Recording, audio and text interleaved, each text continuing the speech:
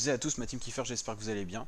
Aujourd'hui pour cette nouvelle vidéo, on se retrouve pour le résumé complet de l'étape 16 de la Vuelta 2021. Et oui, on est déjà dans la troisième semaine de course, en ce mardi. Donc étape de plaine aujourd'hui de 180 km au programme qui relie la ville de Laredo à la ville de Santa Cruz de Bezana. Donc on va regarder un petit peu le profil, donc 180 km, assez longue comme étape avec une côte de troisième catégorie, l'Alto der Iras, et on avait un sprint intermédiaire ici avec l'arrivée donc à Santa Cruz, une étape pour les purs sprinters avec une arrivée au sprint massif qui était vraiment prévue. Dans la journée, une échappée s'est créée, le dernier coureur de l'échappée a résisté assez longtemps au peloton, on va aller checker ça au niveau du résumé avec les images. J'ai pas les vidéos comme vous les avez demandé parce que j'ai pas les droits d'auteur tout simplement. Donc si je monétise, bah, je peux prendre un strike et du coup c'est un petit peu embêtant les fratés, donc je peux pas vous montrer malheureusement en vidéo. Du coup, à 6 km de l'arrivée, on avait encore un échappé, le dernier rescapé, on va dire, de l'échappée matinale. C'était Stan de Wulf pour AG2R, qui avait 17 secondes à 6 km 6. 6 km 4, il était toujours devant, et à 5 km, donc là on voit qu'il va se reprendre 8 secondes, c'est quasiment fait. Le peloton qui commence à accélérer avec les principales équipes de sprinters, de Sunink, ou encore DSM, ou encore la Bike Exchange. Donc ici on voit Stan de Wulf se faire reprendre par les FDJ, formation du sprinter français Arnaud Desmar. Et donc FDJ qui roule à l'avant du peloton. Je trouve qu'ils ont roulé assez précocement, trop rapidement, et ils ont laissé tout simplement Arnaud tout seul. Donc ils auraient fait mieux, je pense, de rester un petit peu plus tard et rouler moins vite. On voit ici les Bora. Donc ici le peloton qui roule avec cette fois les Bora 2 km 9. Toujours les Bora. Ici on voit la Jumbo. Ici c'est le dernier équipier d'Arnaud Desmar. On va vite voir que Arnaud il va être tout seul. Donc là Jacobsen très bien accompagné par les deux Sonic qui eux justement viennent assez tard. Donc pour accompagner leur sprinter Jacobsen dans les dernières minutes de l'étape avant le sprint.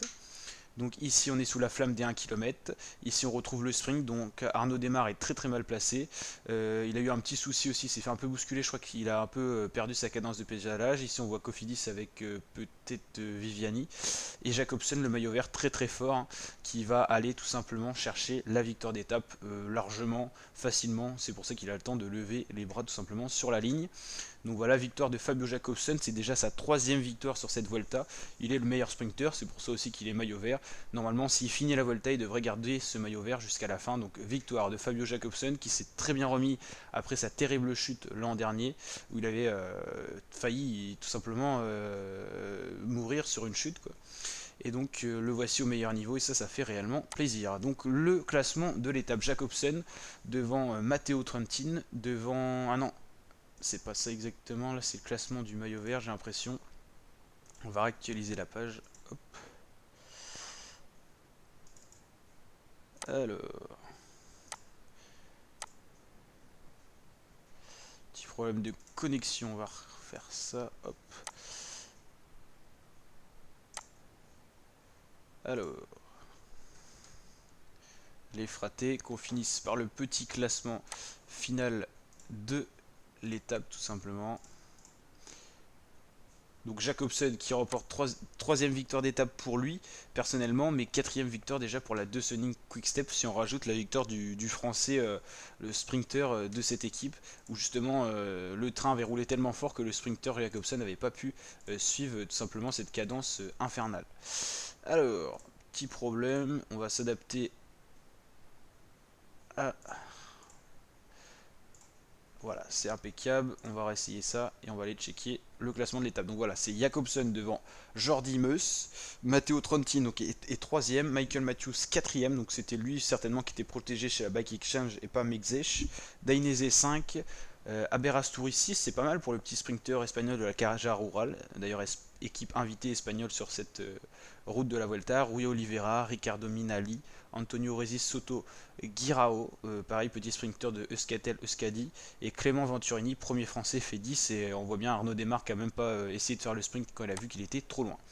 Aude Christian Eking, le Norvégien, est toujours maillot rouge devant Guillaume Martin, toujours deuxième au général à la 16e étape, ça fait plaisir, hein. C'est grâce à l'échappée qu'il avait permis de se replacé dans le général, donc ça fait plaisir d'avoir un Français placé comme ça. Maillot vert, on l'a bien vu, un Jacobsen 250 points, si il ne chute pas, s'il n'a pas d'incident mécanique et tout, il devrait finir ce classement en tant que maillot vert et pas être hors délai ou quelque chose comme ça. Meilleur grimpeur, c'est Romain Bardet, encore un Français, donc ça fait plaisir. Le meilleur jeune, je crois, de mémoire, c'est bien Egan Bernal devant Vlasov. Tout est encore possible entre Bernal, Vlasov et Mader. Et la meilleure équipe, c'est Ineos Grenadier devant UAE Team Emirates. Et là encore, tout est possible pour les 3 premières à peu près. Je crois que le temps est pris sur les 5 premiers de chaque équipe. Donc n'hésitez pas à liker la vidéo si elle vous a plu, à vous abonner, activer la cloche pour suivre l'intégralité de la Vuelta sur ma chaîne YouTube. Et les fratés, je vous dis tout simplement à très bientôt pour de prochaines vidéos. Ciao!